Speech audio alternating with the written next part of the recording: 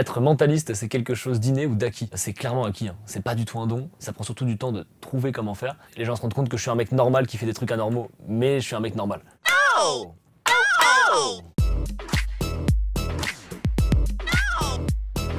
Quel est ton premier souvenir de mentalisme? Je pense que c'est vers l'âge de 12 ans. C'est ma sœur qui me fait un tour de mentalisme sur moi sans savoir que c'est du mentalisme. Et elle m'a demandé en fait de penser à un outil et une couleur. Et elle a deviné ce que j'avais en tête. Et du coup, je me suis dit, il faut que j'apprenne à comprendre comment on peut deviner ce qu'il y a dans la tête des gens sans leur demander quoi. Et ben, je me suis passionné pour le mentalisme. Ça a changé quoi pour toi, loup-garou? Loup-garou, ça a changé beaucoup de choses, hein.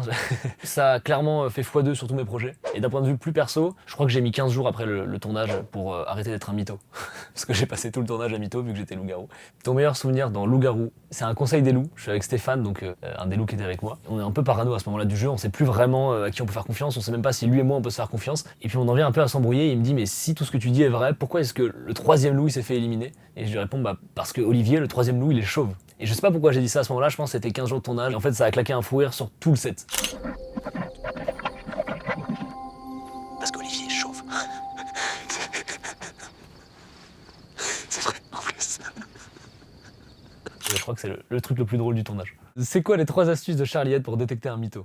Première astuce, si quelqu'un te fixe dans les yeux, on a tendance à penser que c'est un signe de vérité. En vrai, il y a des chances que ce soit plutôt du mytho. Parce que justement, les menteurs ont tendance à fixer dans les yeux pour vérifier si on gobe leur mensonge. La deuxième chose, plus il y a de la justification, plus c'est chelou. Parce qu'en général, quelqu'un qui dit la vérité n'a pas besoin de se justifier pour dire la vérité. Et la dernière chose, et celle-là, elle est pépite, c'est d'observer la pupille de la personne. En fait, quand on ment, ça augmente notre charge mentale, et cette charge mentale-là, elle dilate notre pupille. Donc si notre pupille grossit quand on raconte une histoire, il y a des chances qu'on soit en train de se concentrer pour la raconter, et en général, c'est plutôt chelou. Qu'est-ce qui va nous impressionner lors de ton spectacle intensément mentaliste? Je vais deviner des trucs, je vais influencer toute la salle, on va faire des trucs de ouf, et il y a toujours un petit truc qui se passe à la fin, et les gens viennent pour se faire bluffer, ils ressortent avec un truc en plus, et je crois que c'est ça qui me fait le plus kiffer et le plus impressionnant. Je peux voir tes mains?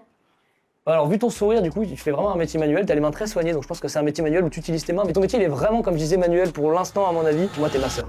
Ouais. Oui? Alors, tu peux t'asseoir. C'est quoi le plus dangereux, boire et fumer ou scroller sur les réseaux sociaux? Ça, c'est une super question. Il y a une étude qui est sortie très récemment, là, qui a constaté que pour notre cerveau, ça serait beaucoup plus néfaste de scroller, de passer beaucoup de temps à consommer des contenus un peu inutiles, comparé au fait de boire et fumer. Bon, l'étude, elle est encore à mettre en perspective, hein. En tout cas, il y a des chances que, dans les deux cas, ce soit pas ouf pour notre cerveau. Charlie Head, il fait du mentalisme quand il est en date. Tu nous montres ta technique pour arrêter le hockey. Pour la petite histoire, j'ai découvert cette technique parce qu'un jour mon grand-père a eu le hockey pendant 14 jours d'affilée. En fait, le hockey, ça vient souvent du diaphragme, et donc il suffit de bouger son diaphragme, et pour ça, on inspire au maximum par le nez, et quand on est au maximum, on réinspire une deuxième fois, et une troisième fois. Et ça fonctionne super bien. Et sinon, refaites-le une deuxième fois, et vous aurez plus le hockey. Quel conseil donnerais-tu aux prochains participants de Loup-Garou saison 2? Le meilleur conseil que je peux leur donner, c'est de quoi qu'il arrive se considérer villageois à 100%. Même quand t'es loup-garou, joue le villageois. Et si tu dois dénoncer tes potes pour ça, fais-le.